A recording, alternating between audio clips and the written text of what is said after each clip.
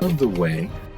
Again, I want to thank you. As always, you guys have been great. I look forward to this particular session and getting us going. For the record, this is Soup City Sins Season 4, Episode 3, 2 Things Are Infinite. We've talked a lot about what Chicago is and what other places are, how it is similar to and wholly different from nearly every other city in the world. The very vibe that infests and infects the bones, the skins, the breath, the fact that it feels cold even when the temperature shoots up above 100. There's a certain instinctual protection against the elements that everyone takes. In Chicago, it's not uncommon for you to leave the house in your car with both a winter coat as well as potentially swim trunks. It is a wild, chaotic slide from one extreme to the other, and you just kind of grow used to it. You kind of grow accustomed to it, knowing that today may be completely and totally different than any other day that has come before or most days that will come after. Tonight is not much different than that fact, because just yesterday the coterie felt as if the very world itself was allied against them. There were so many things, so many options, so many places and stresses that were bearing down on the coterie. But tonight there is a feeling of calm amidst all of the chaos.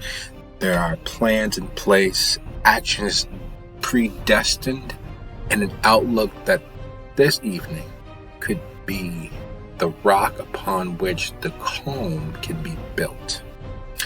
And as such, let's start with everyone giving me a quick rouse roll for the evening, and then we'll start in alphabetical order as to what our coterie members are up to, how they're preparing for this evening.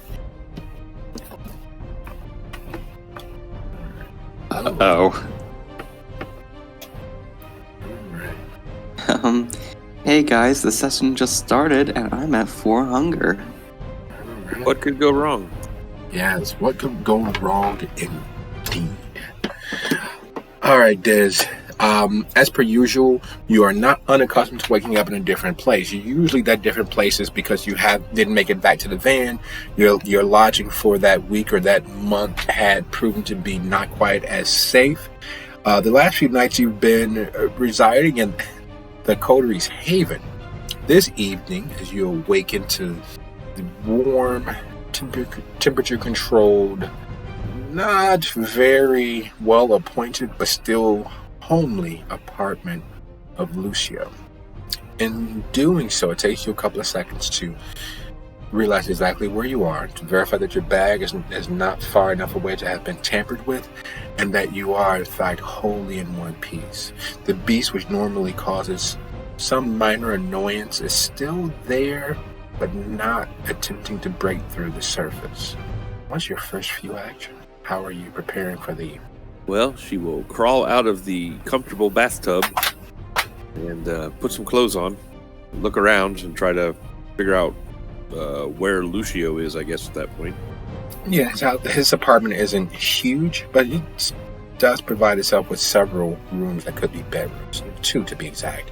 He's in the smaller, and you've never had to deal with this directly, but as you open the door and you see him laying there, his eyes with a certain feral light, his face is covered in blood.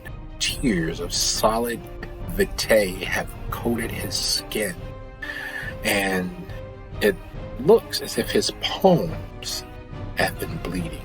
There's a welling of vitae in the center of his palm, and the scent on the wind of his temperature-controlled, centrally heated and cooled apartment smells decidedly of iron. Well, it seems like he needs a minute, so I guess I'll go back in the bathroom. Okay. Asher, your hunger did not grow. The beast didn't come tearing out of its hidey hole, just there beneath the surface. So how are you preparing for the evening? Asher, can you hear me? Nope, sorry about that. Some stuff going on. Okay, so I succeeded. And my next question would be, my willpower. How much willpower do you get back in an 8? 1. Is there any way to get it back any faster? Yes, based on your ambition and your desires. Taking active steps to the exclusion of almost everything else and pursuing your ambition and desires or achieving a portion of which. Well, lovely. We don't have time for that. Anyway, so first things first, she wakes up, obviously showers, is that the thing that she likes to do. Puts the USB drive into the laptop and starts loading them in while she's showering so that they'll hopefully be done by the time she gets back. And then picks up her phone and sends a text message to Joe stating, "Hey, so I've been hearing some things and I'm not liking what I'm hearing. I think we need to talk. Are you available?"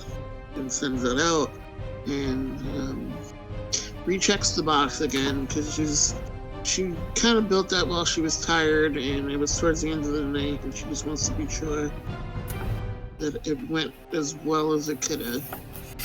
Okay. Well, for a quick rush job, it is 100% serviceable.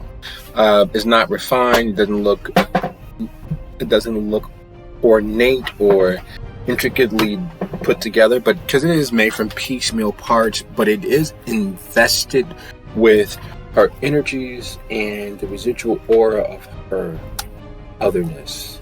Would you be so kind as to go ahead and roll intelligence and technology for me?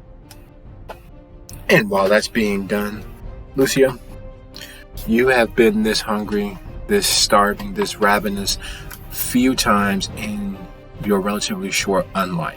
Each time it has caused a problem, to put it as politely as possible. There's been very near catastrophic incidents that have happened when the beast is clawing and shredding the very marrow of your bones, demanding release and satiation. Today is no different. Would you be so kind as to go ahead and decide whether you would like to spend 1 willpower to pursue any actions aside from feeding for the next scene, or take a risk and attempt to wrestle your beast back into control by rolling your resolve plus composure? I think I'll take the risk. Alright. Go ahead and roll that resolve plus composure for me. For this, would I include hunger dice? Yes. Oh no. I regret this decision already. 3 successes. Ooh, very nicely done, sir. Very nicely done. With no small amount of existential dread, you, staring holes into the ceiling, count backwards from just shy of 1 million, counting each unneeded breath, forcing yourself to remain still. The door creaking open, and the scent of Dizzy, another kindred in your immediate presence, almost has you flying off the bed, but you manage to hold on, but just barely. In the doing, you can feel moisture on your cheeks. You smell iron in the air, and you know that the beast, if you let slip of any bit of control, will rend not only Dizzy, but probably most of the apartment building.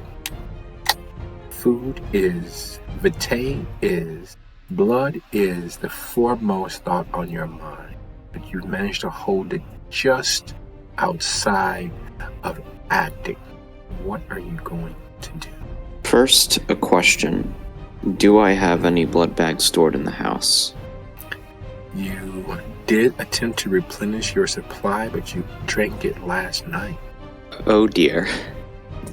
Alright, in that case, Lucio is going to make a phone call. Alright, phoning a friend. Who might that friend be? Hestia. Okay. Alright, so you draw the cell phone closer and begin dialing her number. You're sure that she's up and moving because she is an early riser as things go.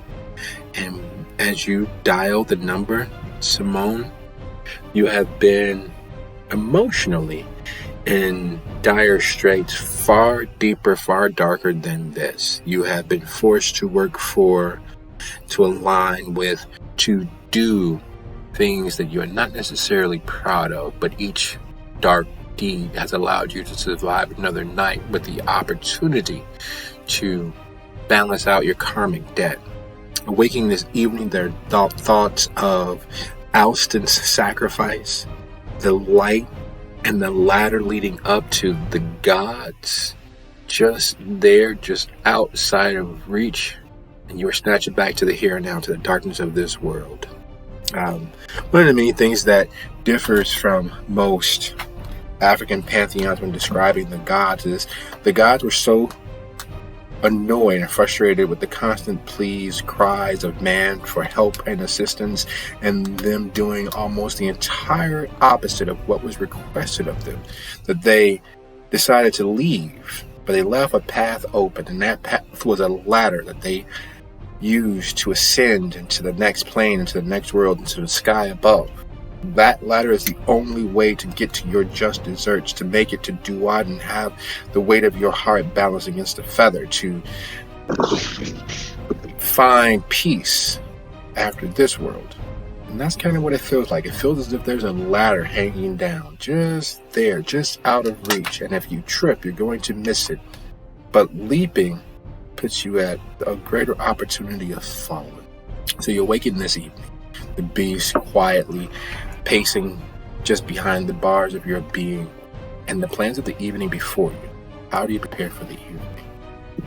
Semon rolls out of bed, and the first thing he does is his morning calisthenics, and he's thinking about in which order we're going to do these things and try to make plans and sub-plans and plans, fallback points and rally points, so that when things hit the fan, we can actually have at least 2 groups to fall back to, so that he can make sure that everyone gets out of line. Okay, so you're going over the mental tactics in your mind, the strategy for the evening, specifically being as you all had planned on meeting the representative for the Castiglione and Tories in the dead-end alley. So you're going to need several things to block it off to make sure that you have a path of egress and a path of flight. There's also your memory of the cemetery where Lodestone is buried, and knowing how deep into such territories that actually is, especially considering the happenstance of last time you were in Winnetka. The fact that it's only been a few nights since, and there's no way that an all points or a system-wide has ceased. They may not be as dogged and determined, but there's no way that it's ceased in just a few short days, even with anybody working to cover the matter up. So, that being the case, would you be so kind as to go ahead and roll wits and either security or streetwise for me, whichever is higher. And while that roll is taking place, Clyde, you don't often sleep at the group haven. When you do, it's usually because the night before has been so hectic, and the day coming is probably going to be equally as problematic. This evening, would you be so kind as to go ahead and roll your rouse for me, please? And once that's done, tell me what is Clyde's plan for the evening? Just repeat the last part, please. You got once you make your rouse roll, go ahead and tell me what are your preparations for the evening. Failure. Yeah, probably checking that everybody's alright. I don't know what's my next session with Primagen. Yeah, your monthly group therapy. Yep. Well, you already had your therapy for the month. You can always go in for additional sessions. You know that if you reach out to him, that he will clear his schedule as best as he can and set up a time for you all to get together. Right now, one of the more pressing thoughts is the fact that your beast has come screaming to the surface. It's a little hungrier. It is demanding attention. And as per usual, when it demands attention, it can be pressing and stressing. Yeah, in that, if I don't need to go, I probably just be on the low and checking the oh yeah, I need to get money quick so I can replace the equipment of my Yes, forgot the name. your family, for all intents and purposes, because they have mattered enough to you, and they have managed to help you stay, if not sane, at least not completely beyond psychopathically gone. They managed to keep you here, amidst the sea of voices in your head, visions of what this world could or might become. Yeah. So if I can swing by a place with like an stock exchange or something like that, I can try to do something.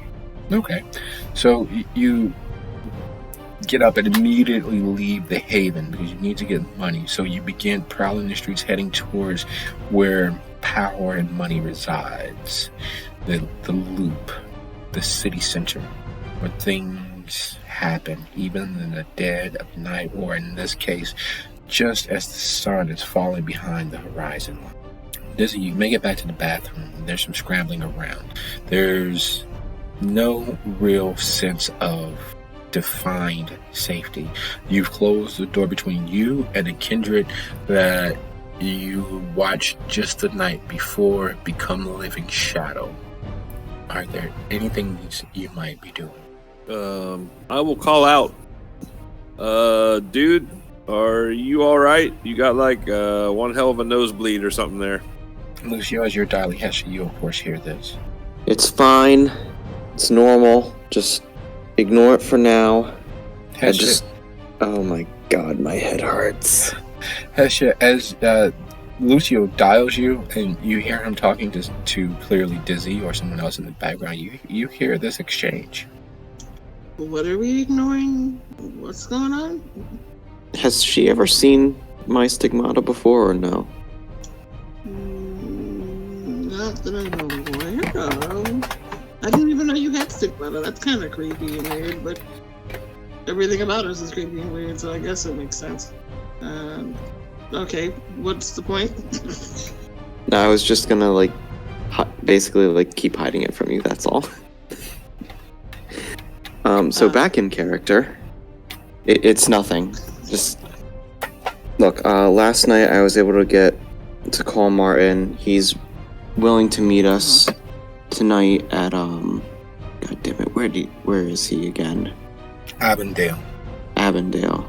Yeah, Avondale at 9. You think we can make it? Yeah, it sounds like something's going on though. You sure you're gonna be up for a meeting? Look, we're gonna be heading to the shelter soon. Do you have blood there? Blood bags or something? Christ, this feels like a hangover. Containers of blood. That'll do. I take it. Yep. I take it things aren't going well this morning. Do you remember what a hangover feels like? Ooh.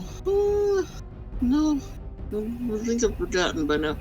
Actually, no, I remember because every time the wards were broken at the Haven, I would get a headache. So yeah, I remember that feeling. Yeah, that's basically what this feels like right now. And I don't know if it's just this, if it's the hunger, or if it's whatever the hell Arsenio got me last night. Dizzy like comes and stands in the doorway. No, just it was a drink. Oh, yeah. Oh, yeah, speaking of which... Food is bad. Oh, yeah, funny that, actually. I found out you guys were lying to me all this time. I could eat food and keep it down. It's just it comes back up at the end of the night, not right away. I wasn't lying to you. I said you shouldn't eat food. I didn't say you couldn't eat food. That's a difference. And then the reason I say you shouldn't eat food is because obviously you discovered how it comes back up. Not fun. But if that's your kink, okay, cool. Alright. We'll be there soon. And I hang up at that. So you know you're supposed to keep all that on the inside, right? Which part? The food or the blood? Well, I mean, the food comes up. You can't nothing you can do about that. But you can go all the way to the morning. She moves to give you a high five. I high five. Well, first I wipe off my hand and then I high five. How are you guys getting to the Haven? Are you having Arsenio give you a lift? Taking public transportation? Calling Uber? I believe I told Arsenio in the previous night that he should be here first thing, as soon as night falls, to drive us to the Haven. Okay, just verifying because you in fact did do just that. He didn't really have much choice in the matter. He didn't realize he didn't have much choice in the matter, and he just intends to make you as pleased with his actions as possible. And so, as you all are busying yourselves to leave, he is already waiting. And it's clear from the rapidly cooled chewing of the gum and applied mints that he's already started his evening on the most pleasurable of options. You guys ready to go? I'm ready. Dizzy, you ready? Yeah. Do you need me to hunt for you, or are you good, or what's going on? No, I don't hunt. I take blood bags. There'll be blood at the Haven. Do, but okay. Alrighty. Hey, no judging. So the drive course is relatively uneventful. So, Arsenio has been driving the entirety of his adult life and most of his childhood. So moving across the city isn't an issue. What is an issue, Hestia, is your laptop has Wi-Fi. It typically requires you turning it on. So, it's a old school, older form of internet security to make sure that everything's nice and localized when it needs to be. As you end the phone call with Lucio and look over at the information that's opening of its own accord from the USB, there's 5 bars of internet connectivity showing in the bottom right of the laptop screen. I am going to immediately shut everything down. As you begin unplugging, disconnecting from your hotspot, make sure that everything's off, make sure the camera's covered, and make sure that there's no anything happening with your laptop. As you close its lid, one of the things that you see is that they were looking for the African American blank body that left Michael Reese Hospital. And your blood runs a little cooler, considering you didn't turn on your hotspot, you didn't turn on your camera, you didn't turn on your mic, you had no connection with the outside world, yet your laptop suddenly seemed to be connected. Yeah, and I mean, she's in her lab by herself, so she wouldn't be talking. And she keeps the light relatively low unless she has to do anything like an experiment or something. So it would make it kind of hard to see what's behind her. But yeah, that's definitely something that she's worried about. After the issue with the laptop connecting, and she unplugs everything, she pulls the battery out of the laptop. She's not taking any chances. I think who she would text with that. Your phone chimes. Your phone chimes with a message. Hey, baby girl, I'll be in town before just about midnight. Slightly laughing because her already full dance card has just gotten fuller. So she's texting him back. I'll see what I can do so we can meet up because this is important. Welcome back. And then, that's it. She said. Alright. Sliding right along, Semon, there are two things that become immediately apparent because you guys have not had the complete time opportunity you had wished for when planning the meeting. There are certain things that you definitively need, and of those things that you need, the one thing you have is a car. You could easily use one of the other vehicles from one of the sheltered vehicles, but the chances of it not receiving any damage or still being completely usable afterwards is considerably low. You also are missing the much needed potential sniper position that Alex would have provided.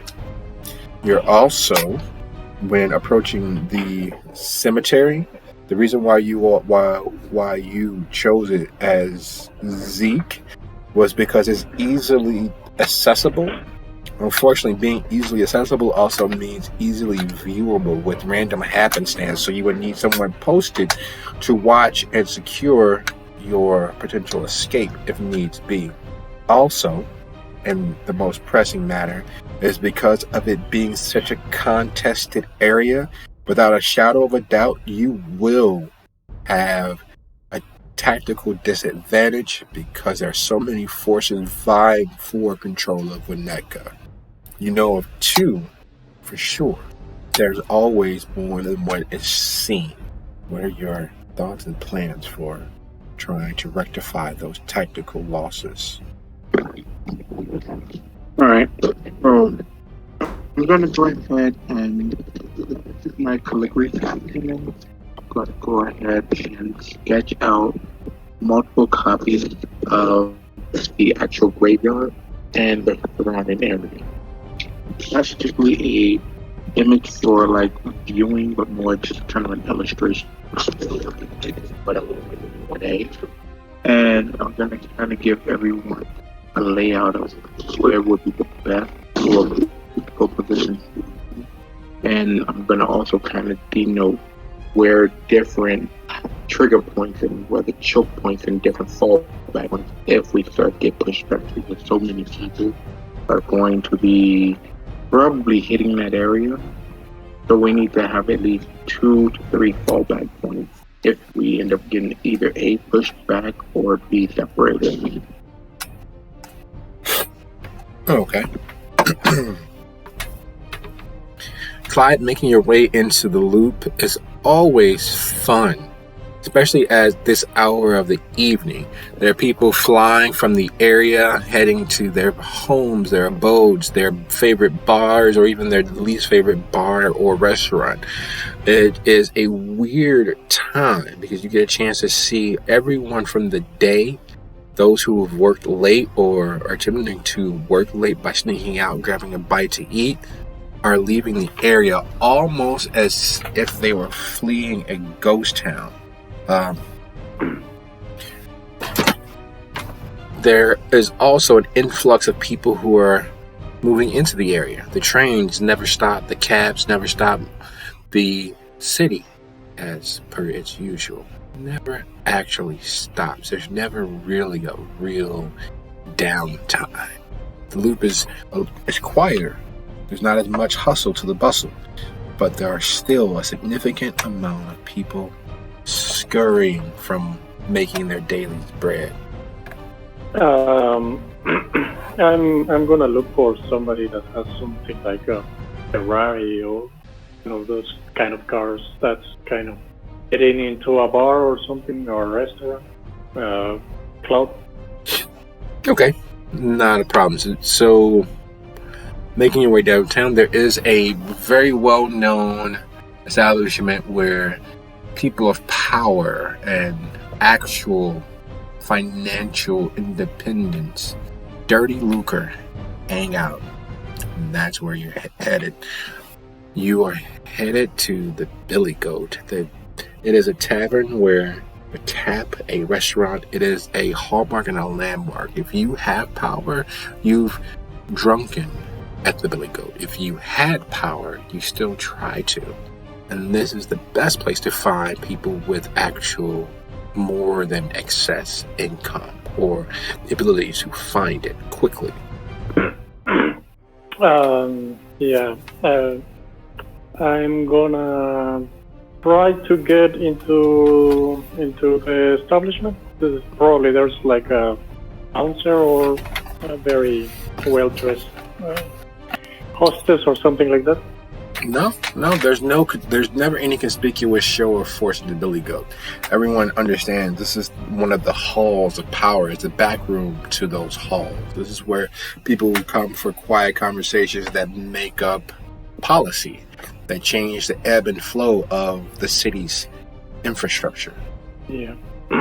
In that case, the most obnoxious guy that I can find. Okay. Do me a favor, go ahead and roll that wits and etiquette. Okay. Need that etiquette. Yep, I guess. 2 successes.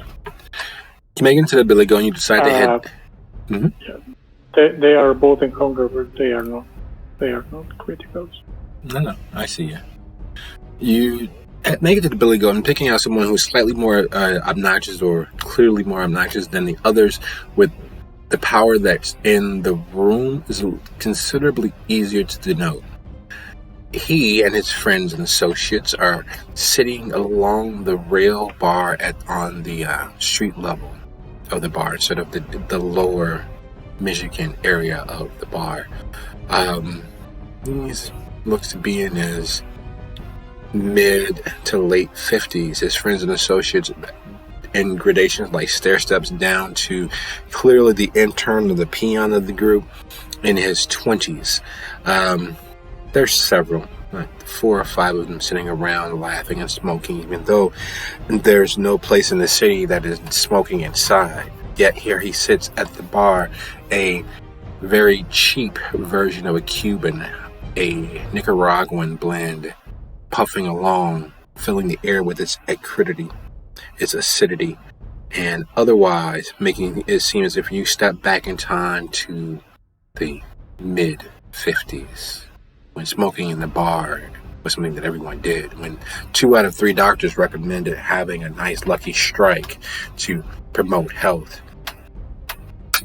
And his loud, bellowing cough of a laugh and him smacking the nearest man next to him hard enough to leave a welt on his back makes it seem as if he is your perfect target. Yeah,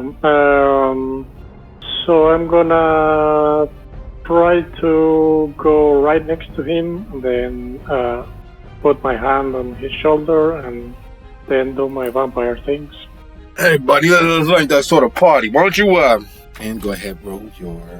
What are you attempting to do? Okay, I think it's gonna take... So there's an order to this. First thing will be checked. Yeah, mesmerize.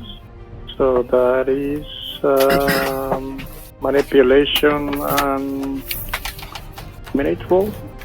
Mm-hmm. And what are you attempting to mesmerize? I need to rouse first. Alright, that's a failure and I'm in trouble. Does that put you at 3 or 4 hunger? 4. Okay. Yeah, now I have to roll. I'm guessing. Mm-hmm. You are definitively in the roll. Go ahead and roll your mesmerize.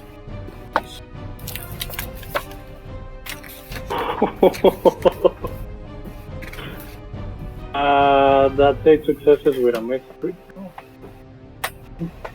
Okay, what's your complex command?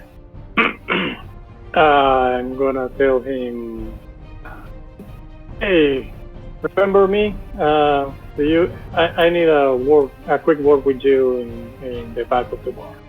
His mind is mush. There's no other way to explain it except for when you slap your hand against him, the rolls of corpulence move seemingly with a mind of its own, and his eyes locks with yours. It can't tear them away, and he immediately stands, puffing along as you all move from the bar. Unfortunately for you, you can have a meal of almost any type at that Billy Go. They have a set menu, but they also have a full in-house kitchen. One of the things that are served most readily is steak. And while steak tastes nothing like human flesh, with most people having it rare, or as they say, Texas rare enough that it might get up and walk off the plate if you leave it alone long enough, go ahead and roll your unspent willpower. All right.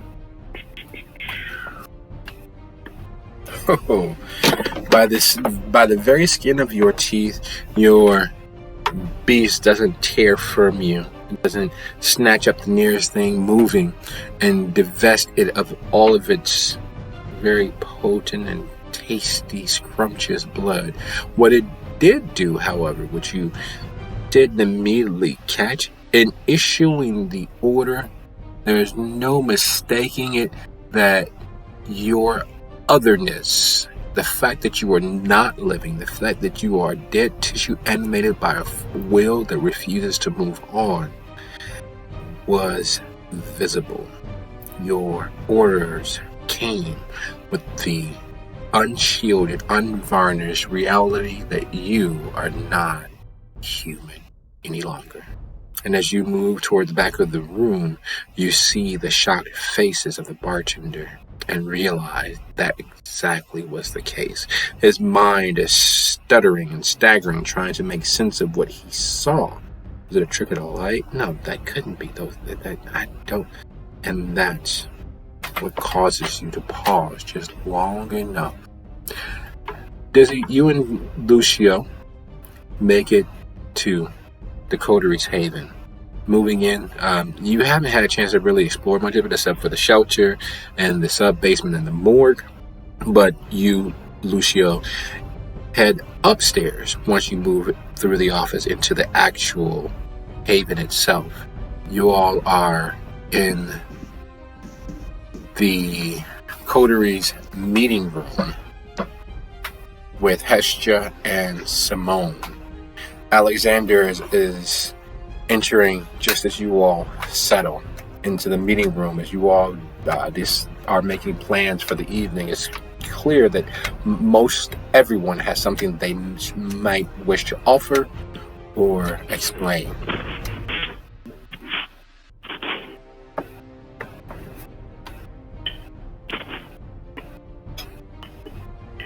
Oh, that's us, right? So that's us, right? Yes. Okay. As Lucio gets out of the car, he turns and asks Arsenio, "What time does Aggie think we're meeting tonight?" He told me to call when we're on the way. All right, perfect. We'll keep it that way for now. And with that, Lucio immediately tries to find whatever blood there is that Hestia was talking about. And Dizzy, as she gets out of the car, will say to Arsenio, "Sorry you didn't get to go in, dude. I'll put in a good word for you." And he pulls the car into the parking structure, leaving you all. It's clear that despite his attempt at not showing it, it did still bother him.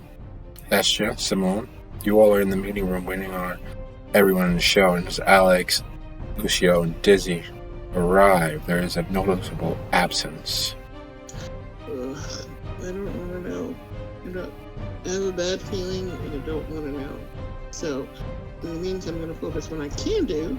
What I can do is hand you over this thermos full of chilled blood from the morgue that I had last night. So here, you drink that because you're looking a little rough. And I give Dizzy a little bit of a hug. Did you sleep okay? You look nice today. So those USBs, right? I plugged them into my laptop. And normally I have to do this whole thing where I turn on the hotspot and put in my codes for it to connect.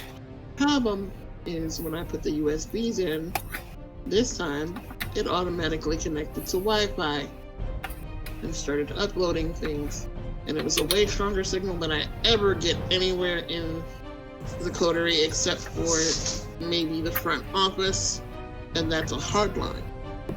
So that's a problem. I yanked everything out, pulled the battery from the laptop. I don't know how much they might have gotten because I wasn't speaking at the time, and I keep my lab relatively dark. But yeah, that's a problem. So be careful if you're connecting to the Wi-Fi anywhere inside the Haven anytime soon. But I did find out, that they are not looking for you, Dizzy. They are looking for our lovely friend. Let me look at Semon, who was dead when she left here and then walked out of the hospital. They're looking for her. That's why they're here. They're not here for any of us. They're here for her. Oh, Score. amazing. Alexander might know where she is because the same people who she went with, he went with. So we might be in luck. However, all of you take a look at this, try to commit it to a memory as best you can. And I'll make sure that all the rally points, either Alpha, Beta, or Charlie are all, they're all denoted so that everyone knows where they are. And then I told them, because look, when we go to get the lodestone, there's at least two solid factions warring right now. So there's a good chance that because the area is so wide open, there's a pretty good chance that if anything happens, it's gonna attract a lot of attention, and a lot of attention is gonna be it's going to either bring the cops or different factions to come and attack. So if it gets hairy, fall back to one of these rally points, and we're gonna figure it out, whichever one we go to, and then we're gonna try to get out of there as soon as we possibly can.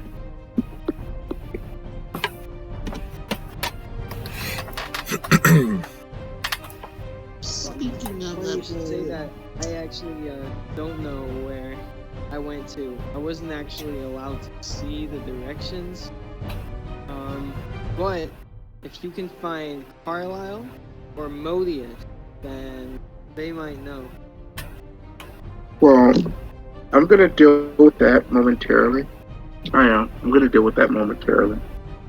So, Ashley, I got a question for you from a medical perspective. Would you consider a 13 generation, a someone removed from Cain about 13 times, maybe 14? Would you consider that to be old enough or young enough to decay, or would the body just die? she thinks on it for a minute. From her speaking with her sire, like, what would she know for a fact? 13th generation vampires leave very trackable, traceable corpses, depending on how long they've lived. The strength of the blood doesn't necessarily usually indicate how quickly a body decays upon actual death, but typically 13th, 14th, sometimes even 12th generation vampires are not old enough to do anything except for fall dead where they are, meaning it is very much proof and evidence to violence having taken place. Okay, got it. So that's what she's going to relay. Basically, that is too young to just desiccate. You might get a little bit rotting or shrinkage, but it's still very much there. Still very much looks like a body. Still very much able to tell who it was before death. Good. Okay. Got an idea for that. I'll tell you about it later, Hester.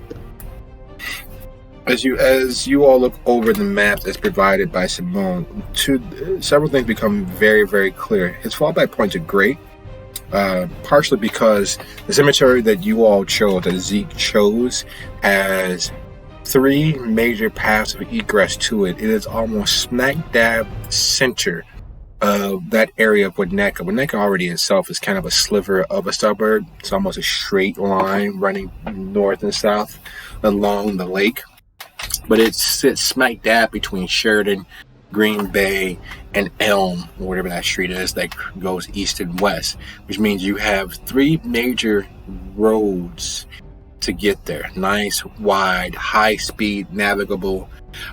There's a slightly forested area north and east. There's the major population center south and west, and most importantly, just beyond that lightly forested area and Sheridan Road is the lake itself. And being dead has its benefits and bonuses, meaning you all could literally just dive into the link, seek to the bottom if push came to shove. The fallback locations give you all access and major way to get back to the city fairly quickly using one of those 3 roads. It also unfortunately means, just as stated, that those in the area who are in the know could get to you just as quickly.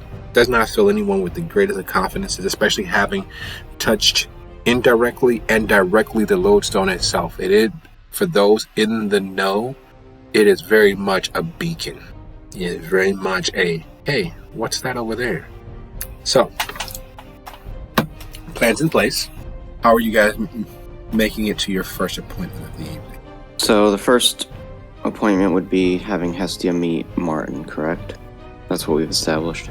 Or is there something else that we have to address first?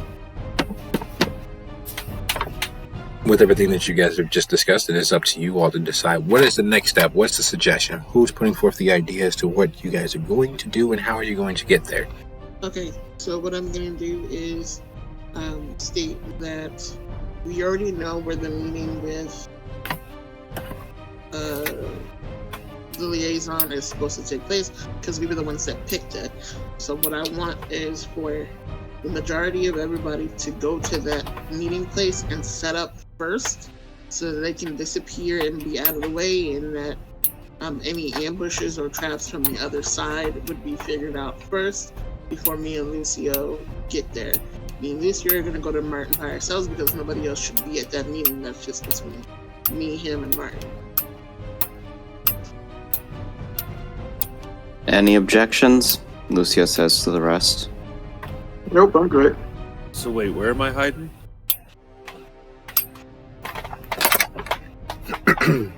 I'll show her on the map. Well, the first... no, go on. Sorry. I kind of suck at hiding. It would be good to hide, otherwise we're just going to get killed. And the whole getting killed thing is not really what I got to do. I got something else to do next week. I suck at getting killed too. I don't like that. I can help you hide. Does it involve makeup or... Just trust me. I can pretty hard to. Awesome. Alright, let's get a move on. Lucio Well- says as he's downing the thermos of blood. Semon looks at Lucio. He's disgusted in ways that defies words and rationality. And while all that's happening and plans are being laid and feet are spanking planks, Clyde, you have this gentleman pulled just away from his buddies. You guys are near the back portion of the first floor area of the Billy Goat. Several things have crossed your mind. Several realities have come to light. What are you doing? Well, if we are seated, I'm gonna use my command and just tell him hand and put my hand in the air. Mm-hmm. And then I'm gonna try to discreetly feed on this guy. And I hope I don't eat him. Don't eat him whole. Okay.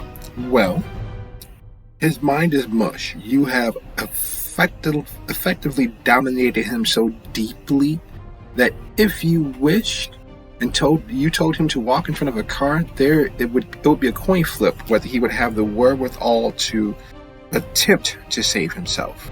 His mind is putty in your hand. Unfortunately, your hand right now has the avarice and greed of the oldest, most selfish of dragons. You do not wish to let him go.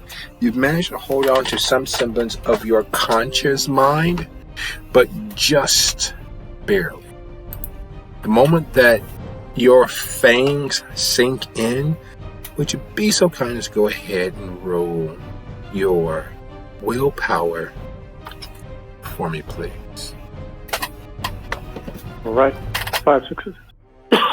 You drink, and their voices cheering you on as if this is a spectator event.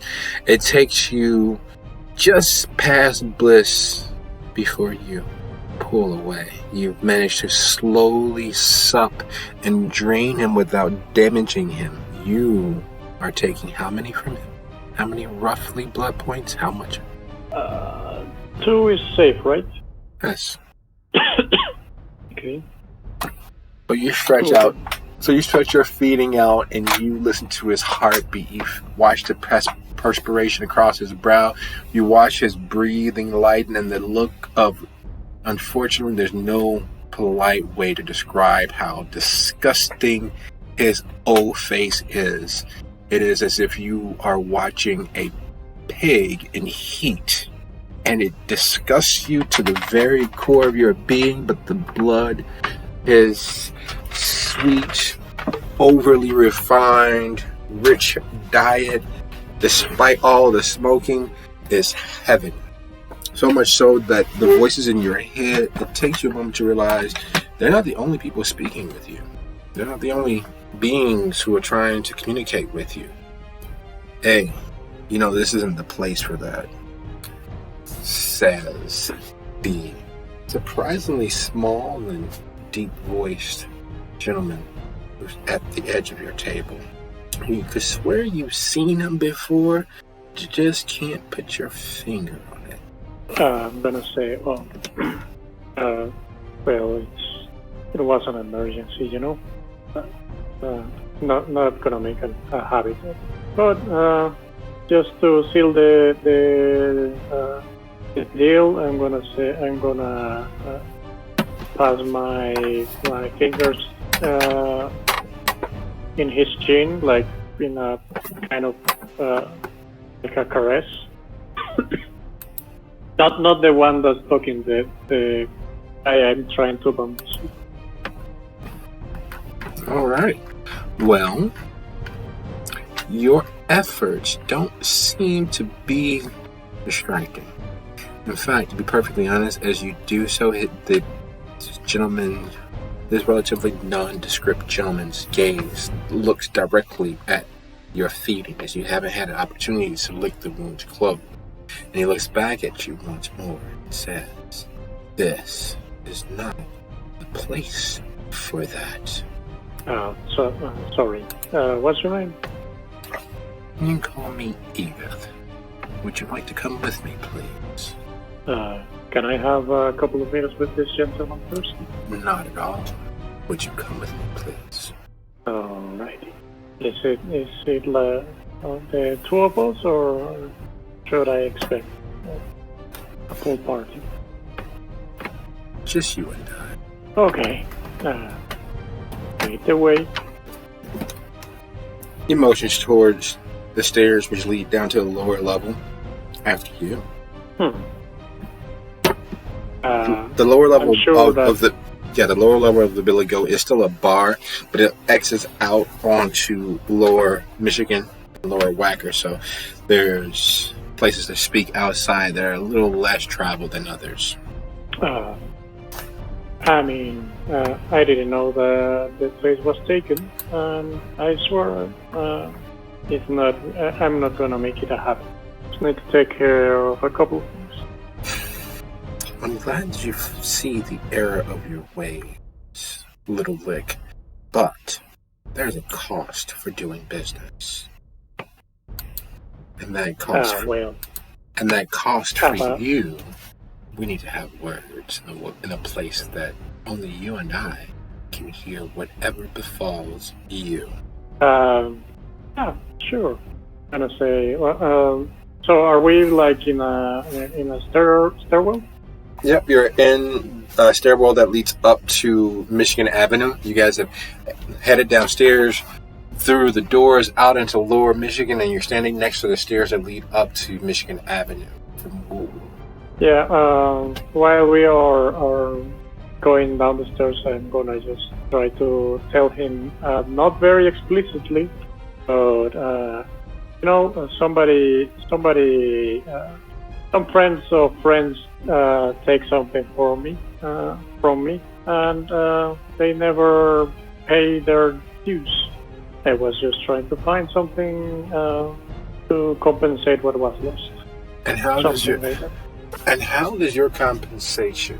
And as the gentleman speaks, the bland, undersized image of an average somebody fades away. Standing before you is a model height woman, well, former woman of some sort, with barely discernible feminine features, a face that not even a mother could love, skin that looked as if it had been allowed to moisten in a river over several decades. Its slaw is slightly off of the bone. The muscles are gaunt and emaciated, and you can see their movement beneath the saggy remnant of skin. And the most glaring portion of this particular visage is the fact that nearly every inch of the gray and waterlogged skin is tattooed. They're symbols you recognize and iconography you've seen, and then there's iconography you hope to never see again. The level of skill used to ink those tattoos is undeniable. The pictures that they put forth, however, are unimaginably realistic and fills you with a sense of wrongness. I'm gonna, so as not to flinch in a very impolite way, I'm gonna try to focus on the different tattoos. Oh, that's nice. I mean, I've seen some good work in my life, but that's something else. Well, thank you for noticing, she says, and her voice drops as she pulls decidedly, disrespectfully within your bubble of personal space. You and I need to have several discussions. While Hestia, Lucio, you guys are heading over to Avondale. Now, Avondale is a a city area, a community in and of itself. It is all but a suburb of the city within the city, much like Rogers Park and every other neighborhood, except for Avondale is usually first, second generation immigrants from Eastern Europe, specifically in and around Poland. It is a blue-collar neighborhood where working hard matters more than whatever your particular job title is. It is the salt of the earth, blue-collar lifestyle through and through. There's still a very strong tie to Schlitz beer or Tysky, and heading to the life pub, the bar, where you are told to meet with Martin. It is clear that these people could probably watch as a car ran over someone and not flinch. Gunshots could ring out, and it's clear they wouldn't flinch. There wouldn't be any hugely emotional responses. Again, working hard is the most important facet of this community. You guys have been in dive bars before, so the decor is your usual, except for it has a slightly European slant. Well, before we even left the Haven, my biggest thing was making sure that we were not being watched nor followed. I'm going to make sure this time. Okay, go ahead and roll wits and either security or subterfuge, whichever is higher. May I also make a roll for that as well? Of course. Wits and subterfuge or what? Security, whichever is higher.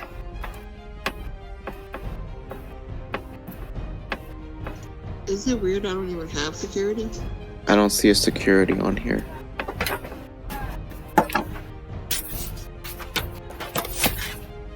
Larceny. Yes, sorry, larceny. Thanks, Pi. Subterfuge it is. Oh, what hunger am I at now? Draining the blood that Hesha gave you. You'd be at 1. Okay. Sorry, Hestia. That's a lot of blood. It most surely is. 4 successes. Alrighty. Well, it's not like how much longer I knew it would last anyway, because, I mean, we were refrigerating it, but not hospital-grade refrigeration, so it needed to be drank. Alright, so, you two are of an accord. You guys have never been more in sync. As Hestia looks left, Lucio looks right. As Hestia looks right, Lucio looks left. You guys scan the area in and around you. You watch your 6. You make sure that there's nothing out of the ordinary, not even the nearest hint of it.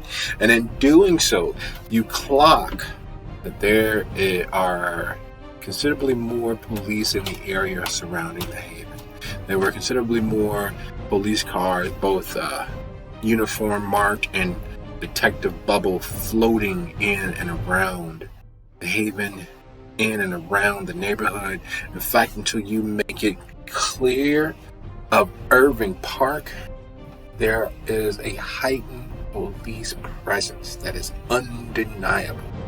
It's almost as if they are quietly searching for someone. No lights, no sound, but their activity denotes that they are beyond wary. But they're not focused on you all. You make it to Avondale, you make it to the bar. Martin, as Lucio has seen him, is sitting just left of center of the bar on the back wall. His trench coat collar turned high, his fedora pulled low, and he looks exactly as you would imagine a PI from a black and white movie. Nondescript, perfectly suits the image of the old school private investigator. On the bar in front of him is a neatly creased and well-used manila folder.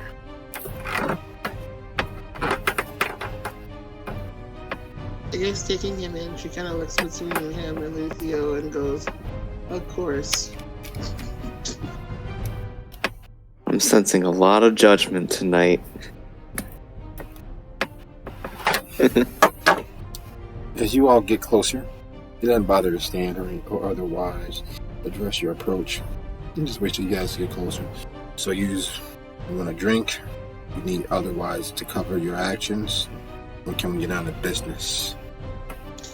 A very well-maintained, very expressive brow hikes on one side as she's looking at him and then looks back at Lucio. We are in a bit of a hurry this evening, so Good. yeah, let's get this on the road. What do you want to know and why do you need the proof? I asked you not to tell anybody, but you told her, so I'm taking this matters to you. She, of all people, deserves to know. It's crossing a lot of boundaries there, you know that, right? Mine ain't no joke. I'm very much aware. All the same, I think she deserves to know. You did mention it. There are others that might want to know, might need to know. But, one to another, who are you, little lady? Well, I don't know what your association with him is. He used to be a friend of mine. Well, friends. Kind of funny that word. He's the closest thing I have to family. He saved my life I don't know how many times, and I've saved his probably just as often. Let me ask you this. You like him, or you wanted us? You wanted like the ivory tower? You wanted a Camarilla, or you like him? I understand the rules will have Camarilla. No, I don't think you do. But I prefer... I don't think anybody really does. Oh. And it's not you specifically, but it's used. Everybody has an idea what the Camarilla is supposed to be. The truth of the matter is the Camarilla protects us. That's all it does. Everybody enforces their own little rules. Like I told Lucy here, we are all ivory-coated rabble. As long as we're able to do what we need to do, and we're protected by the whole, it is what it is. But there are certain things, certain organizations, that at their very heart are evil. At their heart, they are the cause for all of life's troubles and strifes. The Sabbat is one of those things. The anarchs, ones that want to go ahead and flip cars and burn buildings and just cause trouble, are one of those things. They threaten the very thing that protects all of us with no mind for how it affects us individually. Everybody running around, the camera look bad, the camera look bad. It is, but so is everything else. No one really cares about crowns. No one really cares about princes. In truth, they care about it not being them. Everybody's okay with a leash so long as they're not wearing it. And that's why things like the Sabbat, firebombed buildings, I don't know if you was here, but just a little over 30 years ago, they set this whole city on fire. They had werewolves going into our havens and taking from us. They used the anarchs as cover. And you say he's family to you, he used to be a friend of mine. But for him to be one of them, to say fuck all of us, where I draw the fucking line. If he had told me up front, we still could have probably worked together. But to have lied all this time, nah. You want proof? Here you go. I know you're not gonna believe me. He's family. He's family. He used to be my friend, and I've known him longer than I'm sure he's known you. You need anything else, Lucy? I think this is it for right now. Yeah, alright. I got things to do. There's a bunch of fucking fires all over the city again. Some stupid ass. Now, I don't want to trouble you with it. But keep your head low. Stay away from that fucking Genghis. You've heard of him, right? Stay away from who now? Genghis. The shit here that lives downtown. The Bruja guy. Him and a couple of his friends have been raising hell. And if it was just him by himself, no muss, no fuss. But he's been hidden and running. They've been flooding havens to get the building condemned, to get the police to the building with the fire trucks, and having kindred brought into the open. He's declared war. Fucking idiots. So I gotta go deal with that. Couple of guys in my domain have fallen victim to us. I gotta make sure they're okay, get them out of police custody, and set them up some places to stay. Jeez, sounds like hell. It is. At least it's not as bad as it could have been, but this is some of the things that I mean. Shit like that makes it bad for all of us. It hurts somebody. Before you go, I just want to let you know, I was able to find some things about that place Safoa wanted me to look at. Yeah, I thought you would have called me for the stakeout, but that's fine. You need to get that to her as soon as possible. She can't sit on your supply for too long. Let me just say, I don't know what's going to happen when I give her this information. She's a smart cookie. She ain't hold her position because of being dumb. Even I was fucking horrified by what I found. You had my attention, now you got my interest. What'd you find? Laura. You shouldn't be. She was there, along with, well, I don't know if this name would mean anything to you, but Mook. Mook and Laura, huh? Laura means a lot.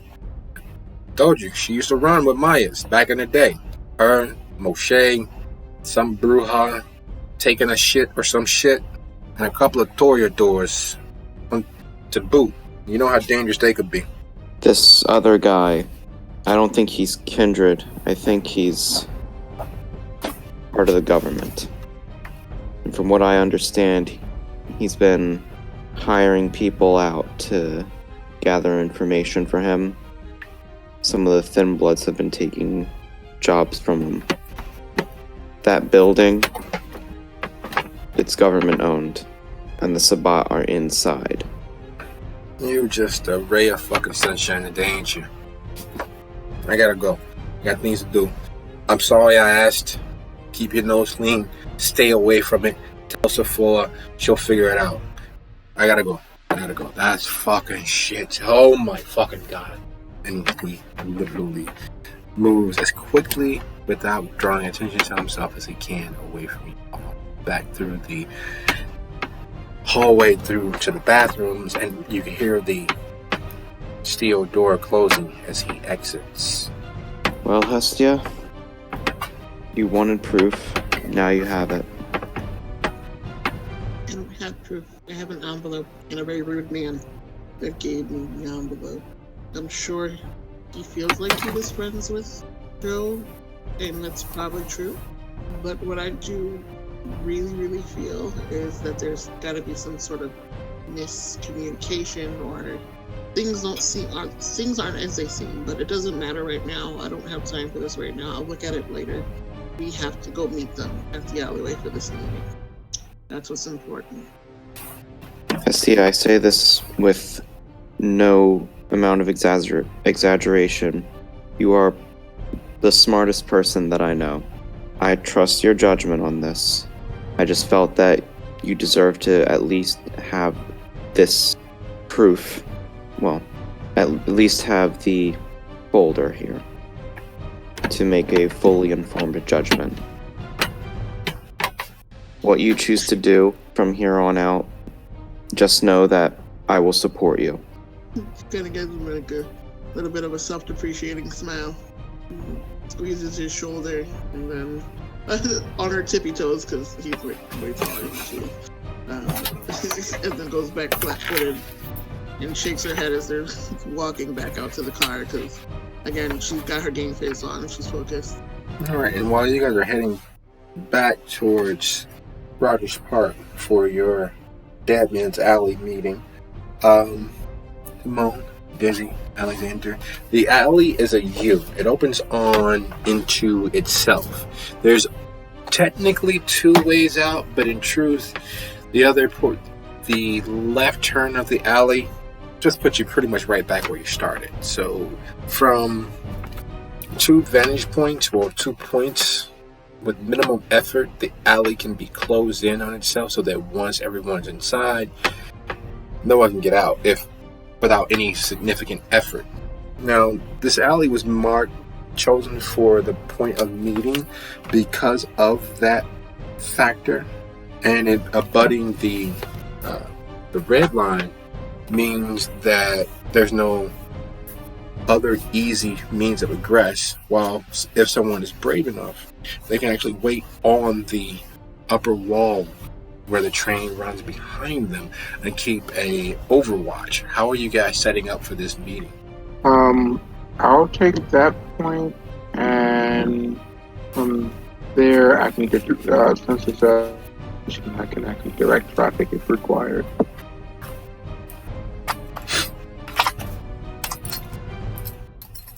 The point is that I can hide people who are close to me.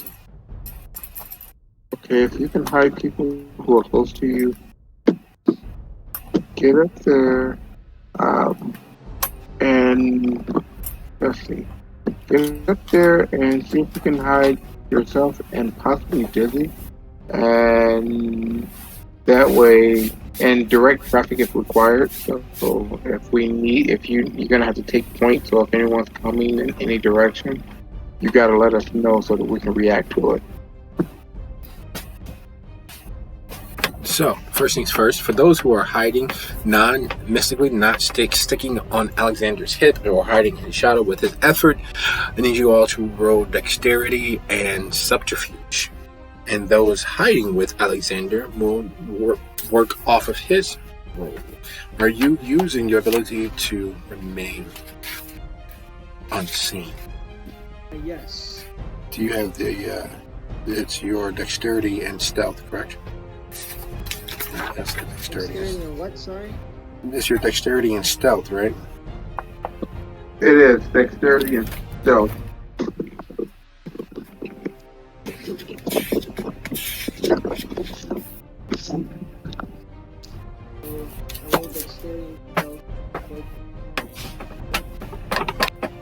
Right, I believe so. Let me go ahead and check my cheat sheet. Yep, and you add your dots copy skill to it. And it does require a rouse check, unfortunately. But go ahead and make it happen. May the odds be ever in your favor.